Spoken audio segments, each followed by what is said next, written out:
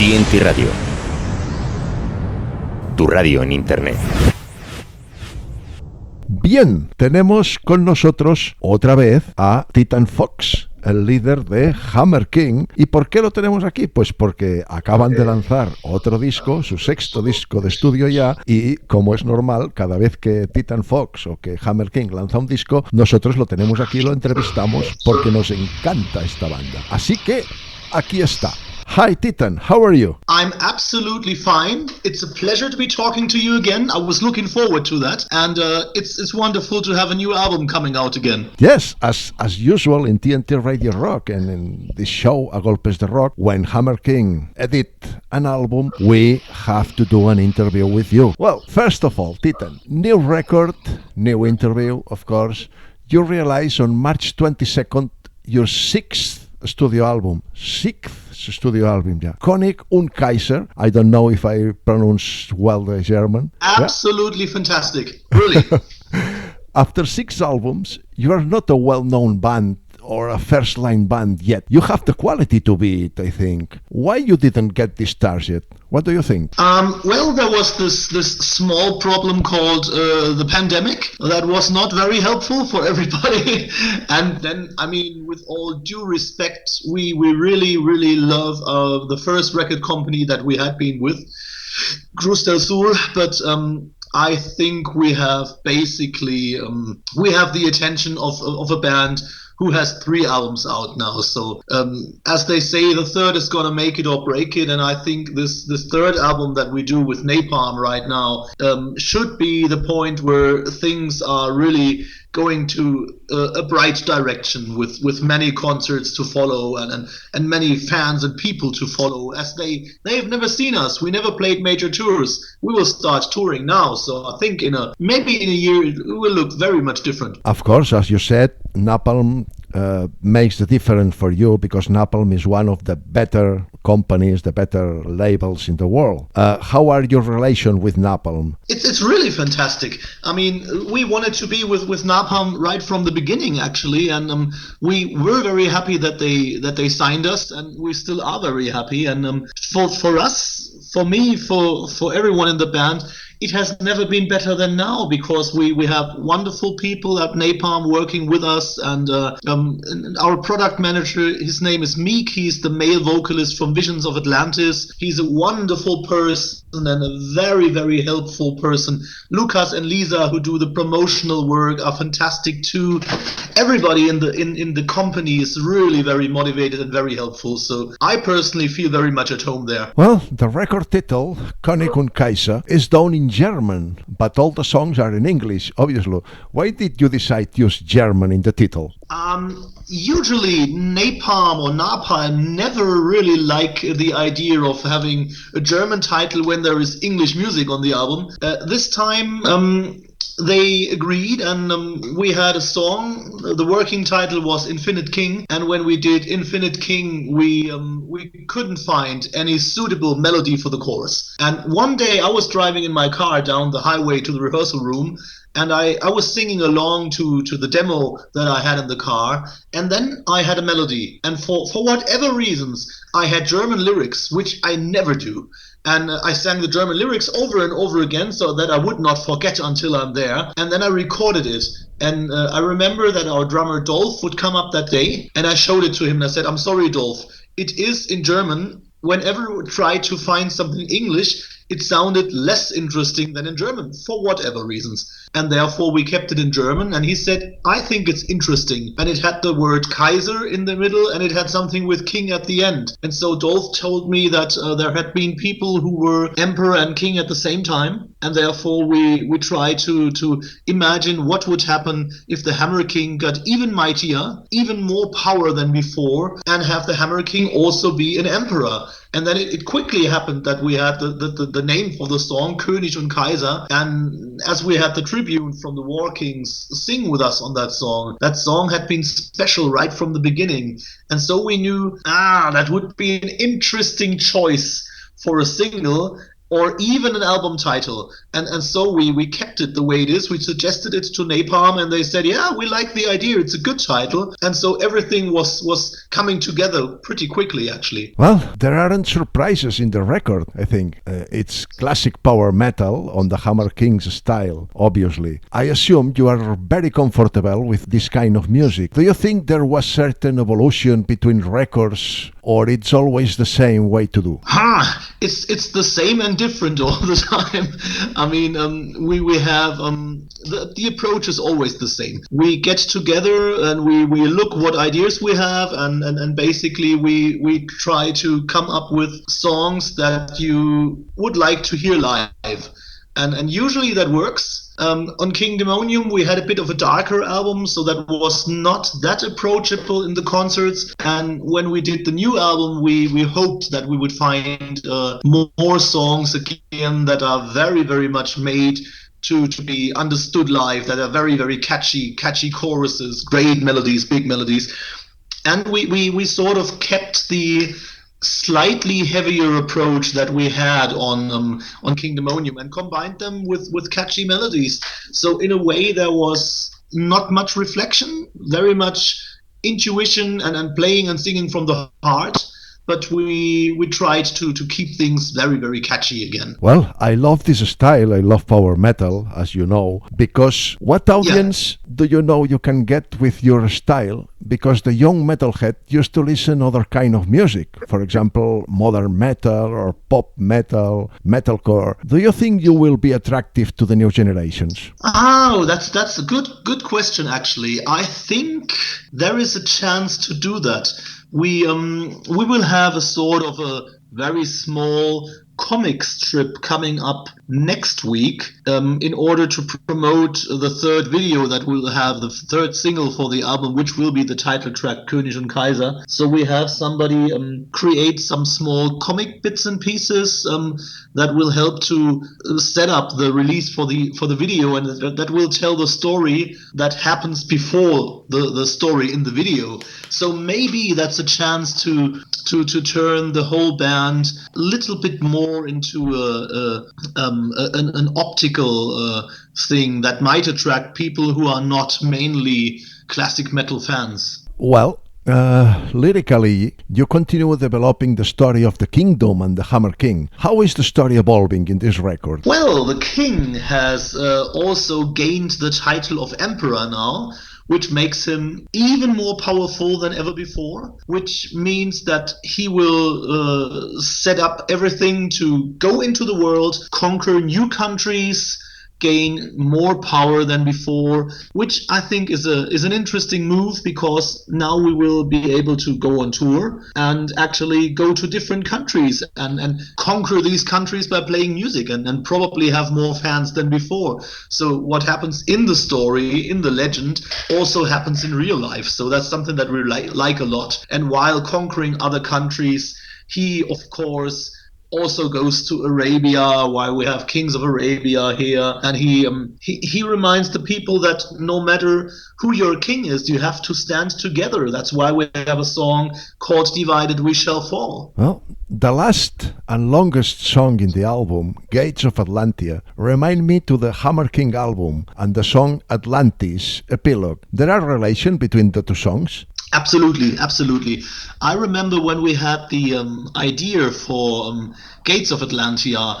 It was Dolph and me in the rehearsal room. So we had basically the one guitar and the drums, and I showed him this sort of riff that I had, these parts of the guitar parts, and he immediately said, "Well, this has a sort of an Atlantis vibe, and it's different enough to make another song of it, but it sounds a bit like the brother of Atlantis." And I thought so too, and we started playing, and very quickly it came to the point where the song had this certain epic feel that it has.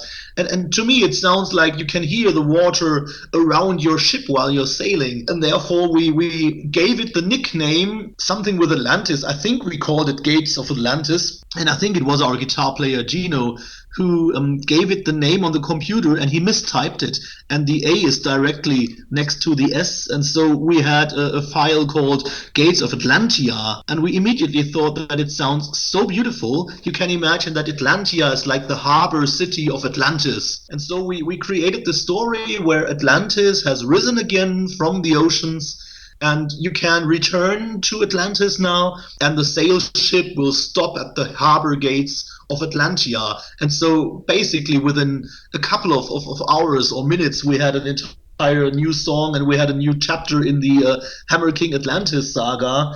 And well, to me, it's one of the nicest songs on the album. It's big and huge. I like it a lot. It is for me one of the better songs in the album, because it's the more developed song, the more long song, and I think it's perfect to put it at the final of the album. Are you right for me?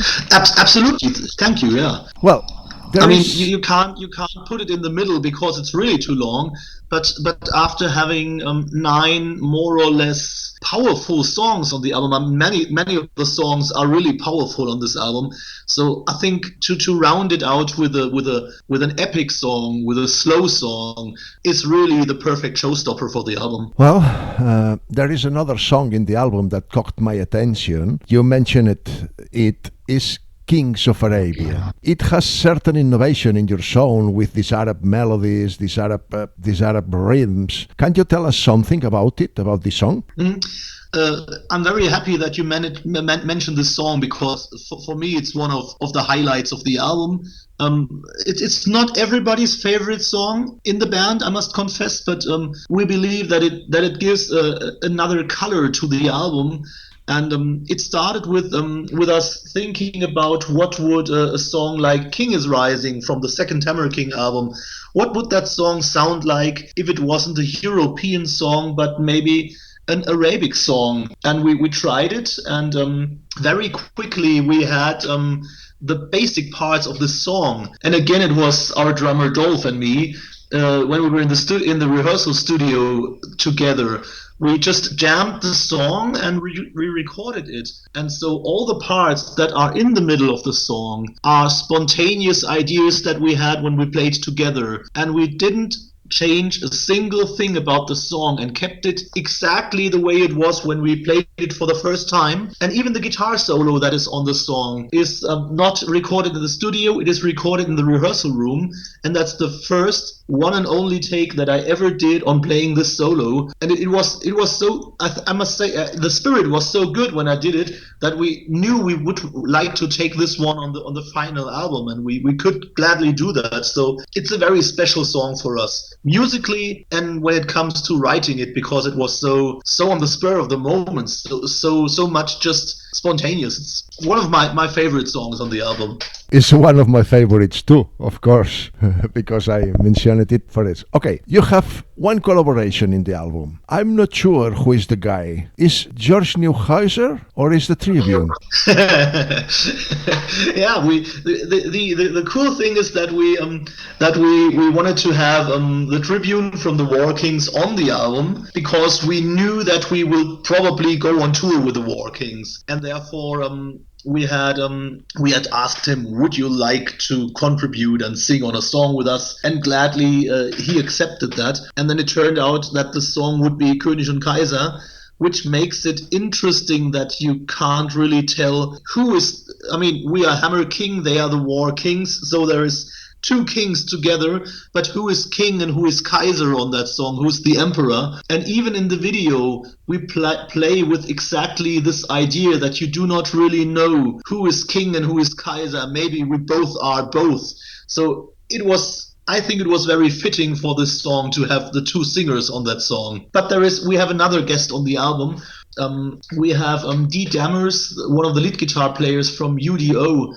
He does lead guitars on a song called Firehammer, which is the bonus track that is on the vinyl edition of the album. Sadly, it's only the bonus track.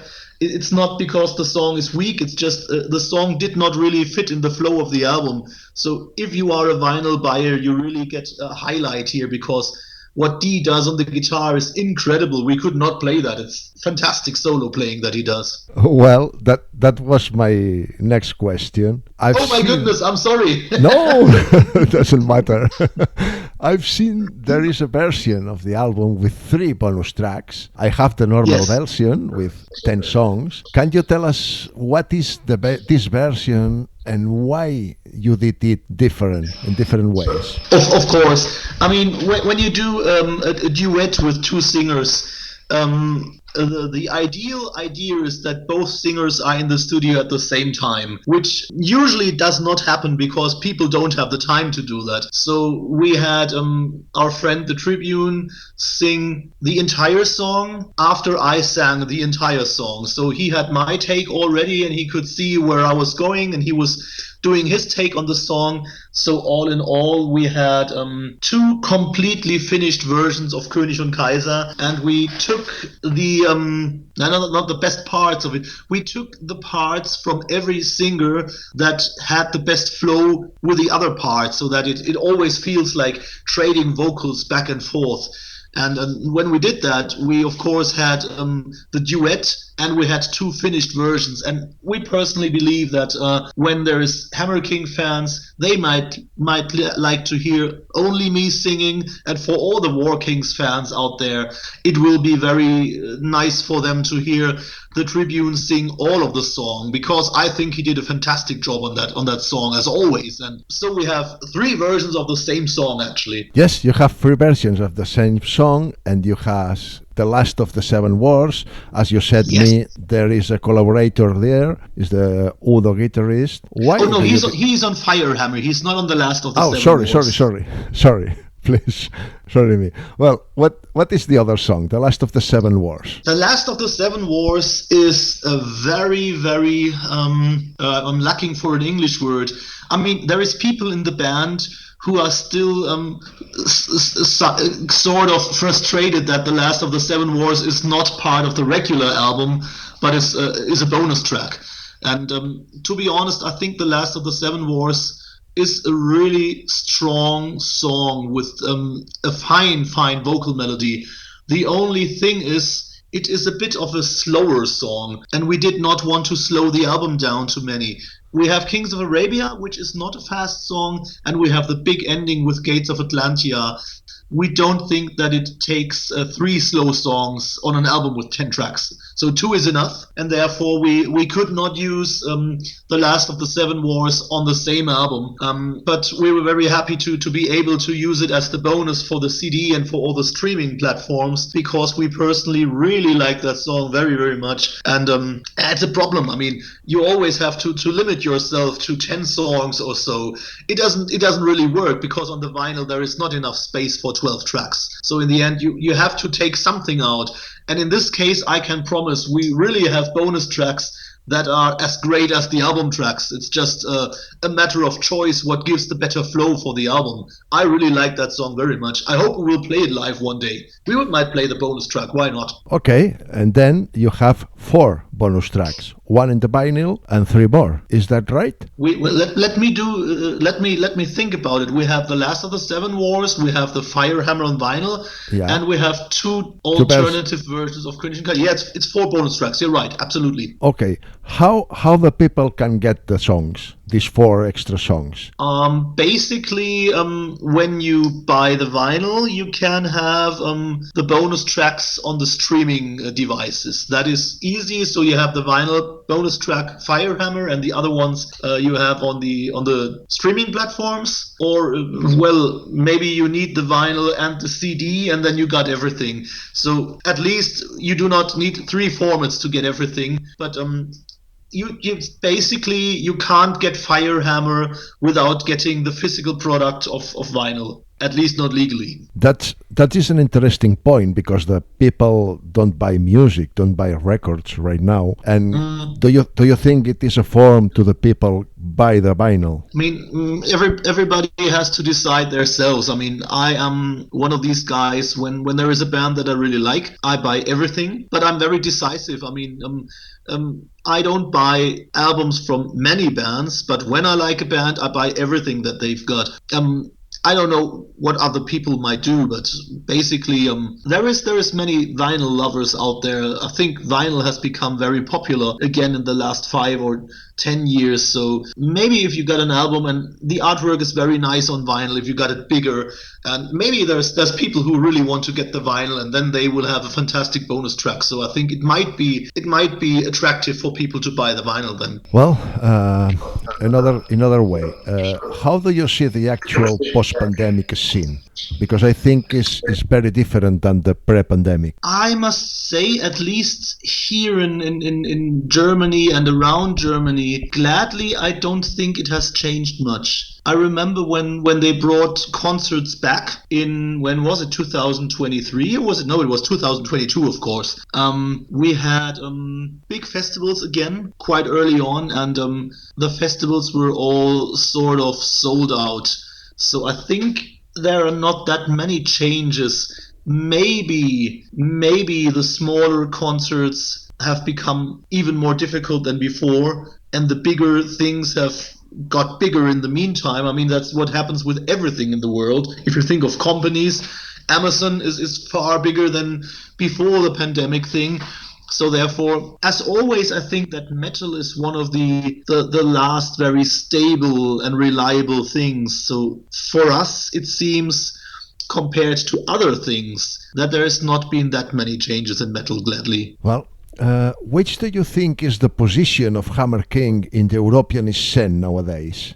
I think I would call us up and coming. I like that term, and I mean, we're getting more followers and fans all the time, and now being able to tour, I really think that we will have more people following us with every show that we play. And I can feel that when it comes to working with people, there is so many people around this tour, the sound guys, the stage guys, and the promoters, everybody involved. It has been such a pleasure so far connecting with these people. Every person that you connect with is always helpful with everything that they do, with bringing forward a band. So I personally think we are up and coming. People have noticed that Hammer King is there. We have done the homework. We have done a good album, and so I think there should be more things happening. Well, I think Hammer King, after 6 albums, deserve a more higher position in the scene. Do you think, as me, that could be the way of Hammer King? You deserve to be in the second way of the scene, in the second position. I mean, it is difficult for me to say yes, because I would say that we are very good, but actually, I think I would agree. We have, I mean, lots of things that happen to you in life are, in a way, coincidence. You cannot really control it. It's the way things happen, just happens. But I personally believe that we have many attributes that help us establish the band and make it bigger, because when we play live, it always works, because the songs are easy to understand, the songs are very memorable and catchy, and actually I think we are kind of down to earth people who like to connect with other people. So you might come and see us at the show, you will meet us at the merchandise stand, we will chat, we will take pictures. Dolph usually has whiskey with him, so there is always a chance to get some really good whiskey at our merchandise stand, and I think it's very important to connect with people and to have a very good time, not only on stage but also around that. And as we really like that a lot, and through the pandemic we have grown to like it even more, because there was not a chance to be with people.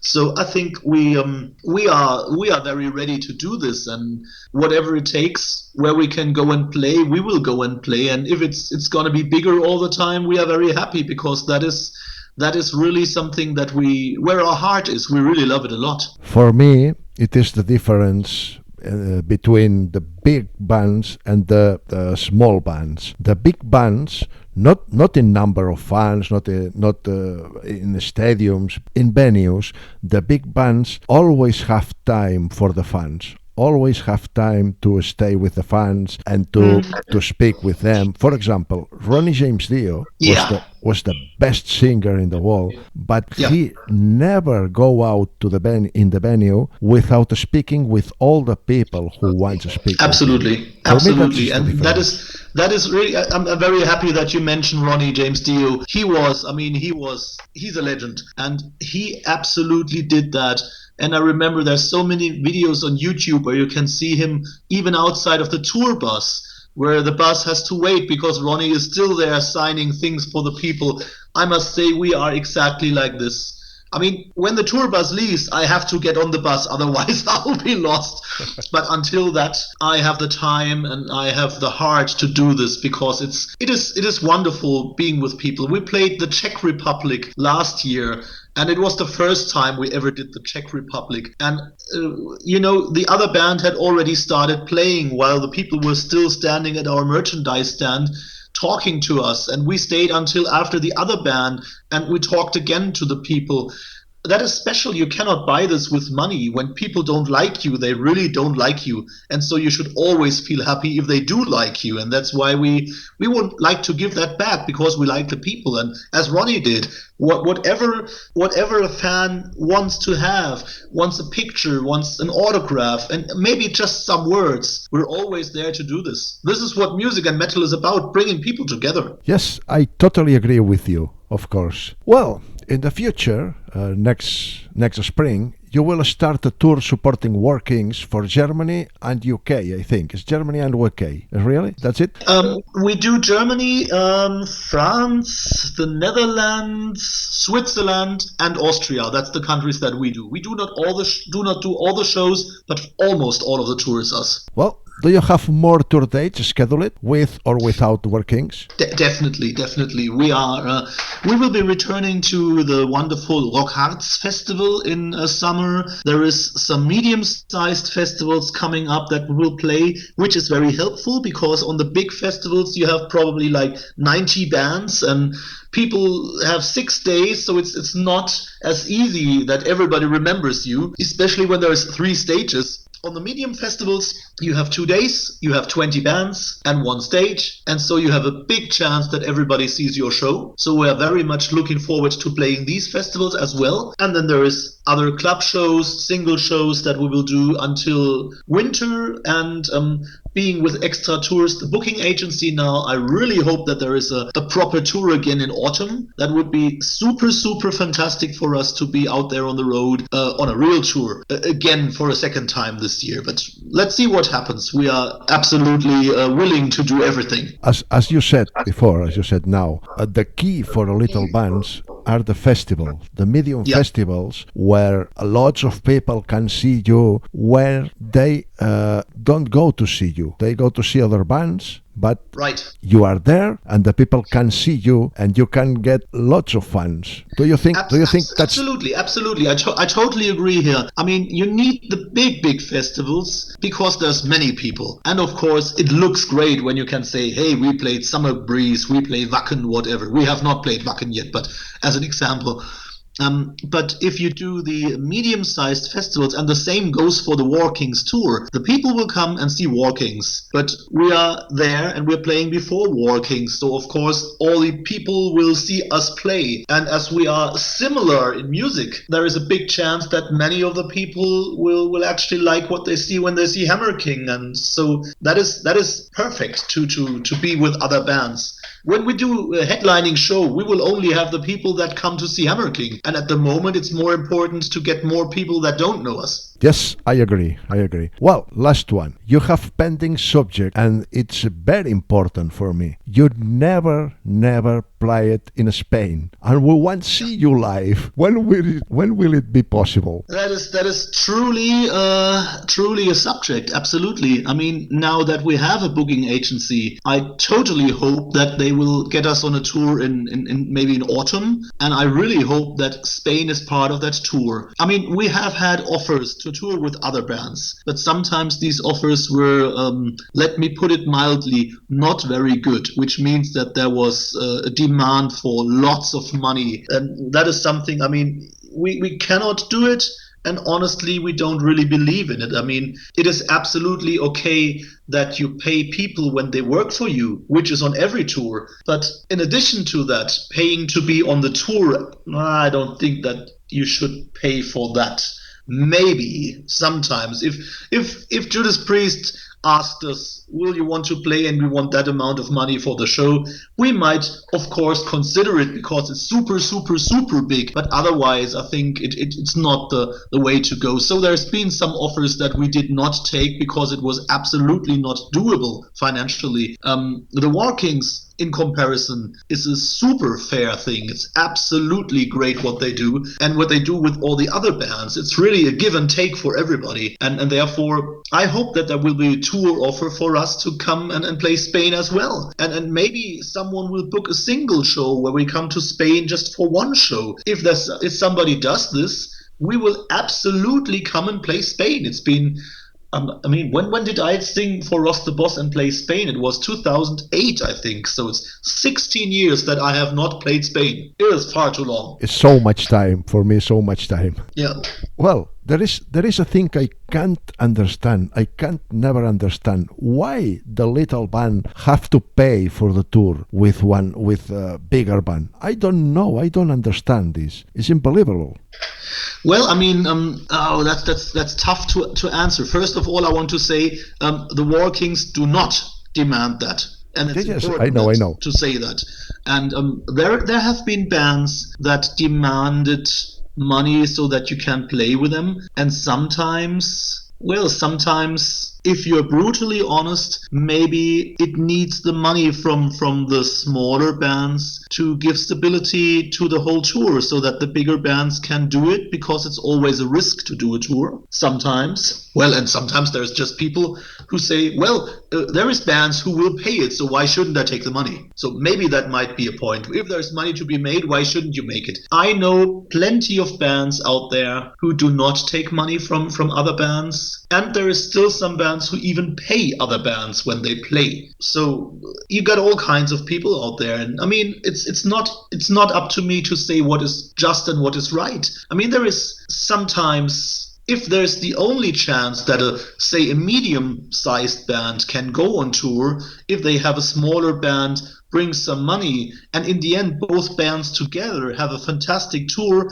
and everyone wins fans, maybe it's okay to do that. I mean, everybody knows times are getting tough, especially post-pandemic times. Sometimes you have to pull together and everybody has to bring money in order to do something, which at the end will pay out for everyone. It's always a question of what is that in English? In German you say Nachfrage und Angebot, of what the market is dominated by requests and by offers. So maybe that's that. Yeah, but for me that's not the way for a band. You haven't paid to play, of course. Well, I think my feeling agrees with you. I mean, in the end, you can argue and can say if a small band gets the chance to play in front of a big band, it is like when you're paying for promotion because you get their audience to promote yourself. So I don't think that it's totally out of the picture to say that's. I don't think it's totally immoral, but of course it is very helpful if you don't have to pay. Let's put it that way. Well, Titan, we haven't more time. I disagree with it because I will be with you lots of hours speaking about other things, not about your record and other things and the music. And I have a very good time with you, but we have to finish. Thank you very much for the wonderful time. It's a pity we couldn't see, but the sound was stable now that we took the cameras off. It was wonderful talking to you, and I still keep my promise. We will meet in Spain as soon as we can, and then we can talk for hours. I would absolutely love that. Well, thanks for all, Titan. It's always a pleasure to be with you. And of course, I want to see you live next time. I keep my fingers crossed, and if we can, we will be in Spain and we will play. It was a pleasure talking to you, my friend. Thank you very, very much. Thank you, Titan. Goodbye. Goodbye. Until soon. Until soon. Okay. Bye-bye. Bye-bye. TNT Radio. Tu radio en Internet.